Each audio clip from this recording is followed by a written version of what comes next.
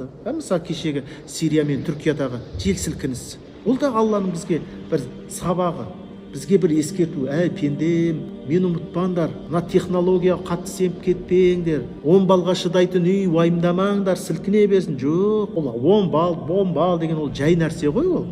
Егер Алла жерді қозғаса, мына тау тозаң болады. Құранның аяты ғой. Егер жер қозғалса дейді, бұл тау тозаң болады. Енді сен анау 10 балға, 15 балға, хоть миллион балға шыдайтын құрылысың түкке де тұрмайды. Ұмытпау керек Алланың құдіретін, Алланың күштілігін. Керек па ағызып жібереді. Керек па жерді ашады да ортасына түсіріп жібереді. Ештеңе істей алмайсың. Түк те істей алмайсың. Керек па қазір -80 қылады, үйіңде жана жылуыңмен қосып қатасың. Керек па 150 градус ыстық қылады қазір. Өзі біледі.